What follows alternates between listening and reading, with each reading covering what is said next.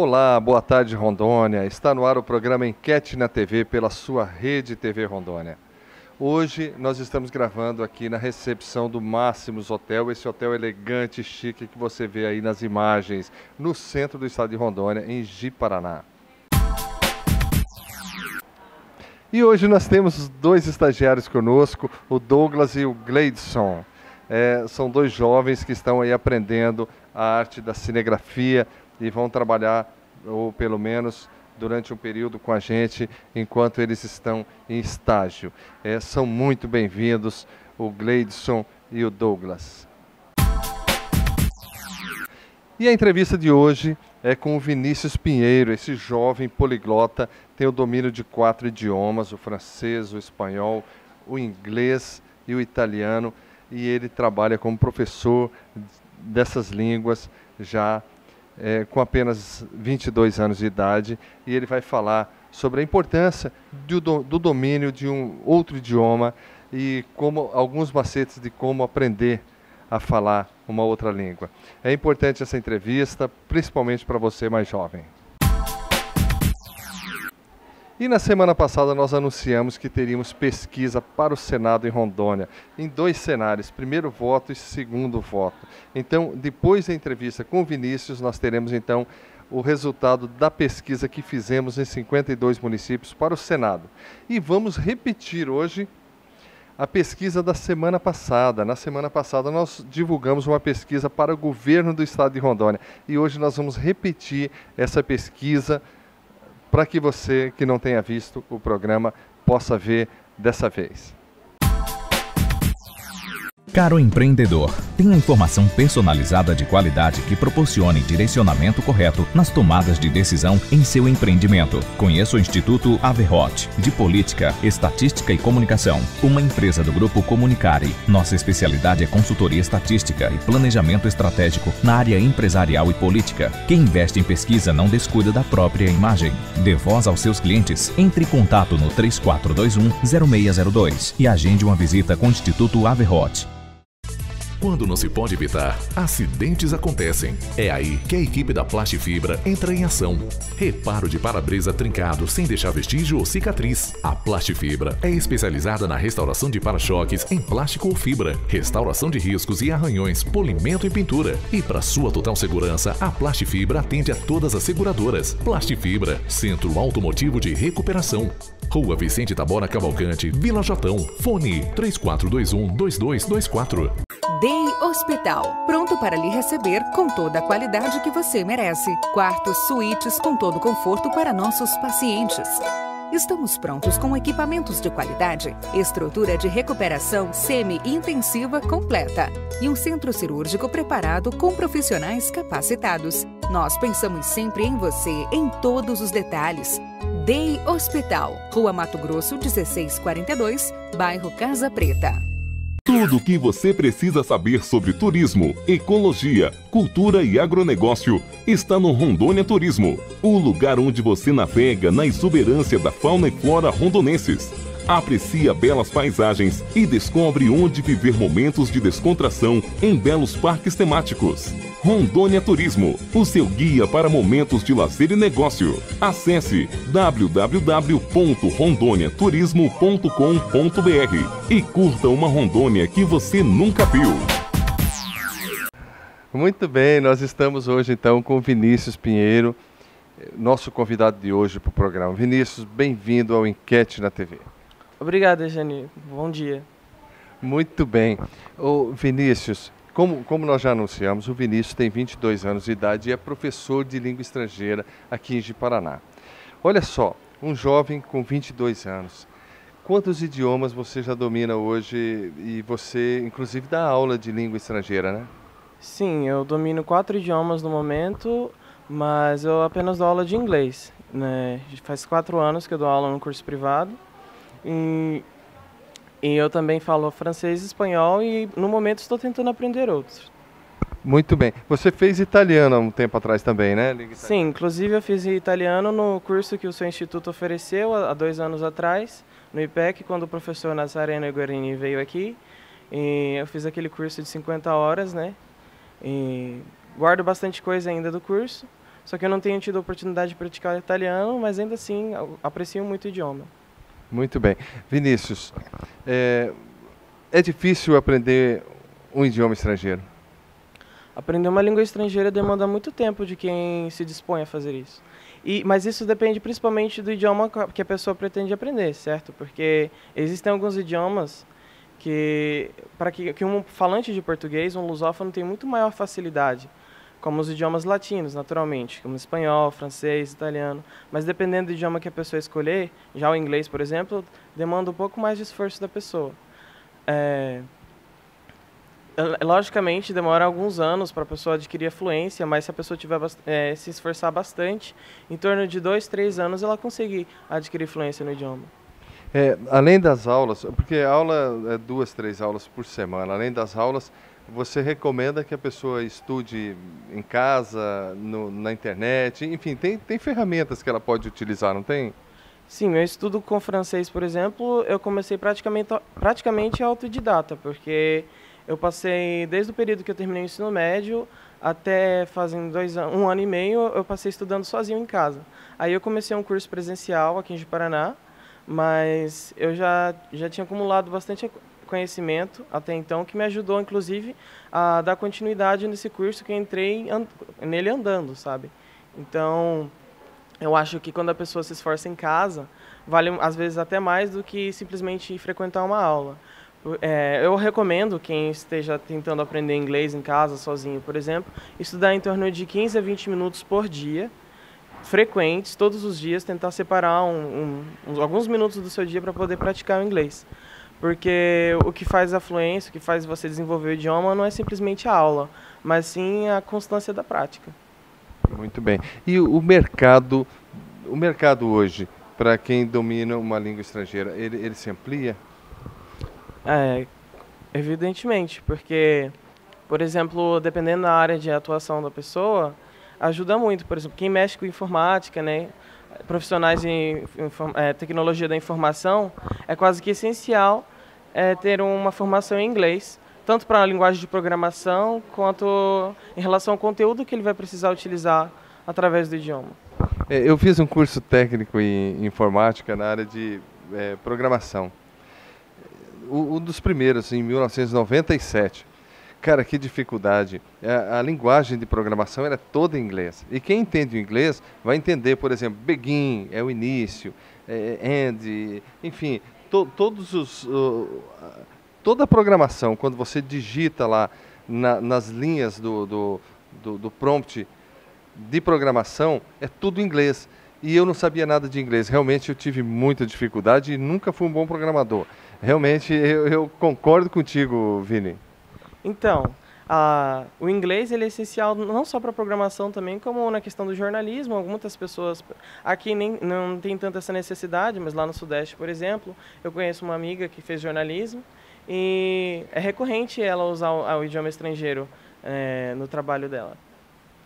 E outras áreas, por exemplo, de medicina e engenharia, eles têm acesso, quando eles estudam, por exemplo, o alemão, a vários artigos científicos que são publicados originalmente nesse idioma e que às vezes nem tem em inglês e que colocam eles em posição de vantagem em relação aos outros profissionais da área, exatamente por ter acesso a esse tipo de informação. Olha, o brasileiro, ele não viaja muito para fora do Brasil. O Brasil é grande, tem muitas opções de lazer, de viagens, etc. Na Europa se viaja muito, o europeu viaja muito, inclusive vem muito para o Brasil. E o brasileiro não tem muito essa cultura de viajar para fora. Só quem tem muito dinheiro e realmente não tem muitas, ou já tem viajado muito aqui, enfim, são poucos os que viajam. Será que seria isso, a falta de interesse? Porque no Brasil são poucas pessoas que dominam outros idiomas, não é verdade?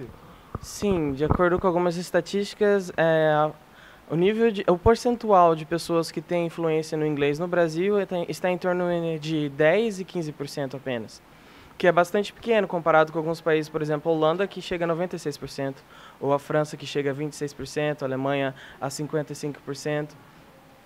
Eu acho que isso é natural num país do tamanho do Brasil, com proporções continentais, porque isso, como você falou, como o nosso país é tão grande, as pessoas costumam viajar para dentro do país, né? E apesar de haver uma diversidade cultural muito grande entre as regiões, existe uma unicidade, né? Existe uma unidade que você verifica quando você vai do Nordeste para o Sul, para o Sudeste, para o Norte. Existe uma coisa que faz nos sentirmos de maneira comum brasileiros.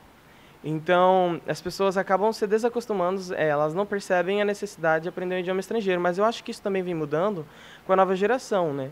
Porque, por exemplo, todas as vezes que eu viajei para o Sudeste, era raro eu não encontrar alguém que não falasse inglês, principalmente entre jovens. Eu acho que a maioria das pessoas que eu encontrava tinham domínio sobre o idioma estrangeiro. E eu, inclusive, me surpreendi, porque em Rondônia eu não tinha verificado isso ainda. Mas também eu acho que exatamente em decorrência do fato de que Rondônia está bem no meio do continente, né? Então, nós não temos tanto contato assim com a costa, com grandes centros urbanos que fazem necessário a gente ter afluência no inglês. Eu fiquei impressionado. Ele falou entre 10% a 15% da população brasileira tem influência no inglês.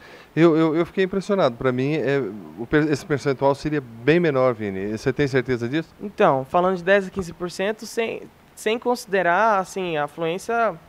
Isso são dados de pessoas que têm domínio sobre o idioma, mas que, logicamente, às vezes você vai conversar com a pessoa, você percebe que ela tem dificuldade em alguma das 4 habilidades básicas, né? Porque quando a gente aprende um idioma, são 4 as habilidades que a gente tem que aprender. Quais são?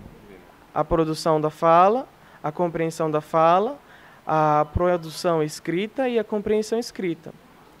Aí, esses 15% que eu digo são pessoas que, em algum nível, eles têm compreensão de, no mínimo, 2 ou 3 das habilidades, 2 ou 3 das habilidades que determinam a capacidade da pessoa falar o idioma. Mas, vez ou outra, você vai ver que a pessoa ela tem dificuldade em escutar ou ela tem dificuldade em falar. Isso é muito comum. Quando os alunos estão aprendendo inglês, por exemplo, a maioria tem dificuldade em elaborar o pensamento deles dentro do idioma. Mas, quando eu falo, eles me entendem. Então, você percebe que, às vezes, é uma dificuldade apenas em uma das habilidades, mas não é que eles não são fluentes em inglês. Eles entendem tudo que eu falo, então, logicamente, você poderia dizer que eles são praticamente fluentes. Mas quando quando se trata de elaborar o pensamento, de externalizar aquilo que eles estão pensando, eles acabam tendo maior dificuldade. E quando se aprende um idioma, um outro idioma, fica mais fácil aprender um terceiro? Sim, fica muito mais fácil. A mente se abre, é isso? A mente se abre também, você vai começando a aprender algumas estruturas que são comuns a todos os idiomas. Tem um filósofo americano, Noam Chomsky, que ele inclusive comenta que se alguma pessoa que não fosse humana olhasse para os idiomas humanos, todos de uma maneira geral, e pudesse extrair uma conclusão deles, ele diria que todos são um único idioma, porque estruturalmente todos os idiomas eles seguem uma lógica que faz parte do ser humano. Então, quando você aprende um idioma, você percebe as diferenças que tem entre o seu idioma e o outro, mas você também acaba aprendendo as semelhanças. E, logicamente, isso vai facilitar na hora que você aprender um terceiro, um quarto, porque você vai começando a perceber os padrões de repetição que existem entre um e o outro. Além de que, lógico, se você aprende um idioma como o espanhol, para você aprender o italiano fica muito mais fácil, porque existe um léxico em comum muito grande, né? Agora vamos falar um pouquinho do espanhol. É interessante que tem pessoas que moram na fronteira com a Bolívia, com o Paraguai, enfim, com esses países, outros países latinos aqui da América, e não conseguem ainda falar o espanhol. Eles falam um portunhol, às vezes arranham, às vezes acreditam que sabe. Que leitura você faz disso tudo? Seria interessante um curso para se aprender?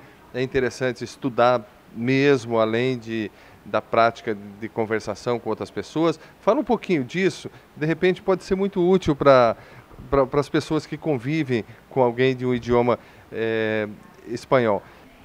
Olha, eu acho que é muito interessante sim aprender o idioma castelhano, espanhol, porque o Brasil e o restante da América Latina, eles têm uma herança histórica em comum, que são os países ibéricos, né? Então, existe muita coisa que nós, às vezes, deixamos passar em relação à cultura, história e tradição, porque subestimamos o potencial do outro idioma, simplesmente porque não verificamos ele no nosso dia a dia. mas assim como você comentou, muitas pessoas vivem em regiões fronteiriças e frequentemente eles vão verificar que eles têm necessidade de aprender o espanhol. Só que devido à semelhança que existe entre o português e o espanhol, muitas pessoas acabam pensando assim, eu consigo aprender espanhol, eu consigo entender o espanhol naturalmente, eu não preciso nem de fazer aulas extras para que eu consiga me fazer entendido, etc. Então, eu acho que a proximidade do idioma acaba prejudicando a vontade de ambas as partes, às vezes tanto do hispanohablante como do lusófono, de tentar aprender o idioma um do outro. Exatamente porque os dois creem que eles conseguem se entender naturalmente. Mas depois de uns 15 minutos, 20 minutos de conversa com uma pessoa que fala o espanhol, o brasileiro percebe que existem muitas palavras que ele não entende, a comunicação fica mais difícil, começa a encrencar um pouco, eles começam a ter dificuldade em transmitir alguns pensamentos, a conversa fica lenta, morosa, exatamente pelo fato de eles não conseguirem transmitir a integridade total da sua ideia, e acaba que isso compromete algumas conversas. Então, por isso que eu não sei especificamente para quem vive na região fronteiriça, mas quem planeja atuar profissionalmente em uma área que exige o idioma, eu recomendo com certeza aprenda espanhol, porque numa linguagem mais formal você vai perceber que o idioma acaba ficando totalmente diferente. Caro empreendedor, tenha informação personalizada de qualidade que proporcione direcionamento correto nas tomadas de decisão em seu empreendimento. Conheça o Instituto Averroet, de Política, Estatística e Comunicação, uma empresa do Grupo Comunicare. Nossa especialidade é consultoria estatística e planejamento estratégico na área empresarial e política. Quem investe em pesquisa não descuida da própria imagem. Dê voz aos seus clientes. Entre em contato no 3421-0602 e agende uma visita com o Instituto Averroet. Quando não se pode evitar, acidentes acontecem. É aí que a equipe da Plastifibra entra em ação. Reparo de para-brisa trincado sem deixar vestígio ou cicatriz. A Plastifibra é especializada na restauração de para-choques em plástico ou fibra, restauração de riscos e arranhões, polimento e pintura. E para sua total segurança, a Plastifibra atende a todas as seguradoras. Plastifibra, Centro Automotivo de Recuperação. Rua Vicente Tabora Cavalcante, Vila Jotão. Fone 3421-2224. Hospital, pronto para lhe receber com toda a qualidade que você merece. Quartos, suítes com todo conforto para nossos pacientes. Estamos prontos com equipamentos de qualidade, estrutura de recuperação semi-intensiva completa e um centro cirúrgico preparado com profissionais capacitados. Nós pensamos sempre em você em todos os detalhes. Day Hospital, Rua Mato Grosso 1642, bairro Casa Preta. Tudo o que você precisa saber sobre turismo, ecologia, cultura e agronegócio está no Rondônia Turismo, o lugar onde você navega na exuberância da fauna e flora rondonenses. Aprecia belas paisagens e descobre onde viver momentos de descontração em belos parques temáticos. Rondônia Turismo, o seu guia para momentos de lazer e negócio. Acesse www.rondoniaturismo.com.br e curta uma Rondônia que você nunca viu. Lembrando que nós estamos conversando com o Vinícius Pinheiro, professor de língua estrangeira, é jovem, tá? Você pode achar estranho isso, você que ligou a televisão agora, nós já conversamos um bocado sobre língua até agora. O Vinícius tem 22 anos de idade, mas já é professor de língua estrangeira, tem domínio de 4 idiomas, pelo menos, e estuda outros. Você começou a estudar inglês com quantos anos? Eu comecei a estudar inglês quando eu tinha 9 anos, quando meus pais me colocaram em um curso privado de língua inglesa. E eu terminei o meu curso em inglês aos 17 anos, mais ou menos, e foi quando eu pedi a oportunidade para as pessoas do meu curso, né, os responsáveis por darem o curso, para poder dar aula, e aí eles aceitaram, e eu tenho trabalhado agora 4 anos lá, fazem 4 anos, e totalizando, então tem 13 anos que eu estudo inglês. Vinícius, me fala um pouquinho sobre quando se viaja para um outro país. Qual a diferença quando se tem o domínio da língua e quando não se tem o domínio da língua daquele país? Então, quando nós nos esforçamos para aprender o idioma do país para onde nós vamos viajar, É muito frequente as pessoas que relatam, mesmo no YouTube, você pode verificar vídeos de pessoas que relatam as viagens deles, questão do turismo. Você consegue, inclusive, fazer uma amizade com o nativo do idioma quando você chega no outro país. Quando, por exemplo, você tem um sotaque, inclusive, às vezes a gente se sente inferiorizado porque não conseguimos falar o idioma com total fluência, mas quando você tem sotaque, outra pessoa percebe que você é estrangeiro. E eles ficam até mais felizes em saber que existe um estrangeiro tentando aprender o idioma deles. Então, isso é legal, você perceber que você consegue até fazer mais amizades quando você viaja e você tem domínio do idioma. Existem países da Europa, por exemplo, que apesar do europeu viajar bastante, inclusive os italianos, eles são conhecidos por serem o povo que mais viaja para outros países, eles têm muita facilidade de se desenvolver a fala, a comunicação e chegar nos lugares, não ter dificuldade de pegar um ônibus, de fazer um pedido no restaurante. Porque a maioria dos europeus tem 3, 4 idiomas, né? Eles aprendem desde cedo, eles são incentivados a aprender mais de um idioma.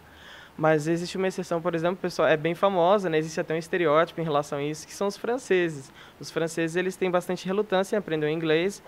Alguns dizem que não é que eles não gostam do inglês, seria o fato de que eles têm, simplesmente, por vezes, eles têm vergonha do sotaque deles e acaba que eles não querem falar inglês para não mostrar que eles têm dificuldade. Mas quem viaja para a França sempre relata o fato de que os franceses não recebem bem quem não fala francês. Exatamente, eu acho que pela vergonha que eles têm ou pelo incômodo que eles sentem de pensar que a pessoa chegou no país deles e não se deu ao trabalho de aprender um pouco do idioma deles. Até porque a França recebe a maior quantidade de turistas do mundo por ano, né?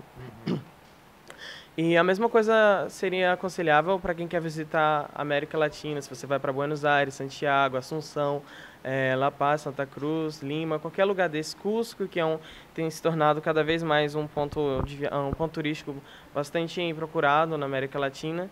Eu acho que ajuda muito você não se perder, você conseguir dados mais facilmente, pedir informação, né? E você fazer amizade com as pessoas do lugar, né? Eu acho que isso é muito interessante, porque às vezes a sua viagem termina, mas a experiência dela nunca acaba, porque você leva para casa um novo amigo. Olha, Vini, em outros países existe a cultura do intercâmbio. As pessoas viajam para a casa de alguém, ficam lá um período para aprender a língua, a cultura e tal. E em outro período, a pessoa daquela casa vem e passa nesse país. Intercâmbio, inclusive de escolas, de universidades e de famílias também, de pessoas comuns. Vamos fazer um intercâmbio. Eu passo um mês na sua casa, aí no seu país, e aí depois você vem e passa um mês aqui, ou vice-versa. No Brasil, já existe essa cultura? Ela pode se fortalecer? Como é que é? Fala um pouquinho para nós. Então, eu acho que o intercâmbio tem ficado cada vez mais comum entre os jovens do Brasil. Aqui em Rondônia, por exemplo, eu conheci bastante pessoas que tiveram a oportunidade de participar de um intercâmbio estudantil. Mas eu acho que o que às vezes prejudica a experiência, né, a maior quantidade de experiência de intercâmbio, é o custo, né, porque é uma experiência bastante cara, né. Existem algumas empresas de agências de turismo que conseguem encaixar um preço às vezes mais conveniente, dependendo do cliente deles. Eles conseguem estudar e meio que eles conseguem encaixar você dentro de um plano que melhor adapte aos seus planos, né, ao seu objetivo. Mas, pelo fato do preço, eu acho que o brasileiro às vezes se sente desincentivado. Também a questão da desconfiança, né? Porque existem intercâmbios em que você não precisa... muitas pessoas lá na Europa, por exemplo, Estados Unidos, eles fazem intercâmbio em que você não precisa de intermédio de agência nenhuma, mas você simplesmente conhece a pessoa online e fala, vem pra cá e eu vou pra aí, depois a gente se reveza. Mas eu acho que o brasileiro tem uma tendência a ser mais desconfiado nesse aspecto, né? Porque... apesar de ter muitos brasileiros que vão viver no exterior, é diferente você simplesmente aceitar uma pessoa estrangeira dentro da sua casa e você também ir para a casa dele, né? Às vezes, isso pode inclusive terminar em episódios ruins, né?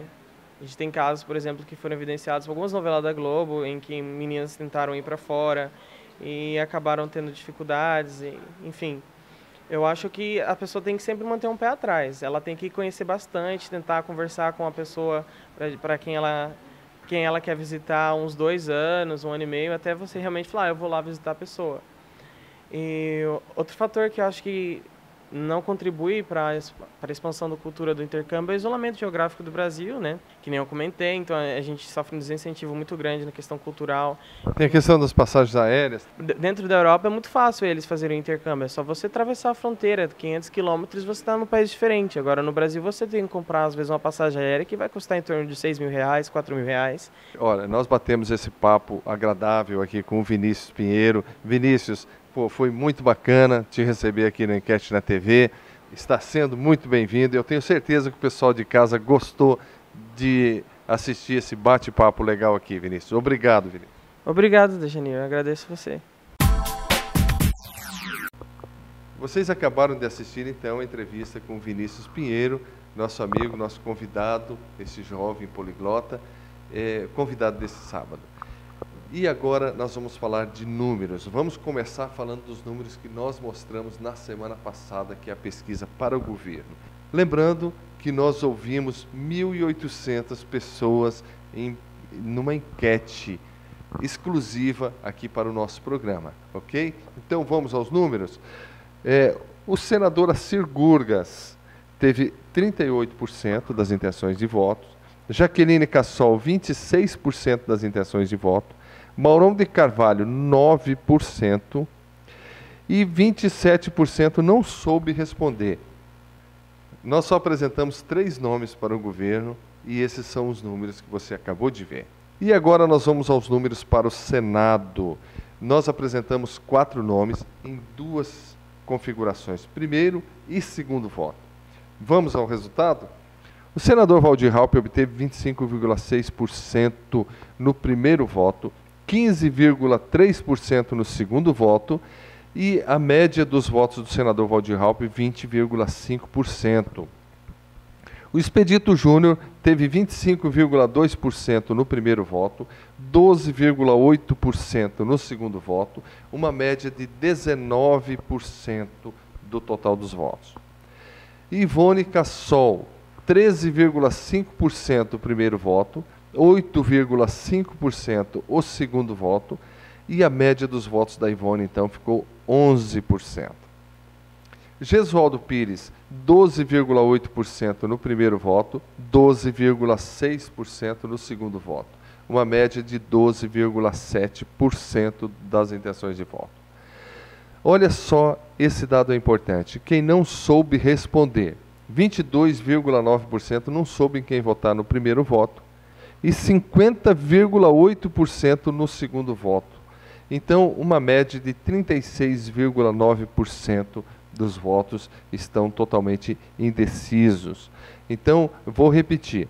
Quem não soube responder a enquete, 22,9% não soube responder em quem votaria no primeiro voto e 50,8% não soube responder em quem votaria no segundo voto. A média dos indecisos, então, dos votos indecisos, é de 36,9%. Então, esse é o resultado que nós temos para o Senado dessa semana. Então, como vocês viram, apresentamos para vocês 2 enquetes. Uma para governo e outra para o Senado em 2 cenários, primeiro e segundo voto. E muito bem, na semana que vem nós teremos novas pesquisas. Nós estamos avaliando, como eu já disse, nós estamos avaliando os deputados estaduais em 52 municípios e vamos divulgar por região o deputado mais atuante em cada região do estado de Rondônia. Então, sábado que vem nós temos várias pesquisas para avaliação dos deputados estaduais. Até lá, um abraço.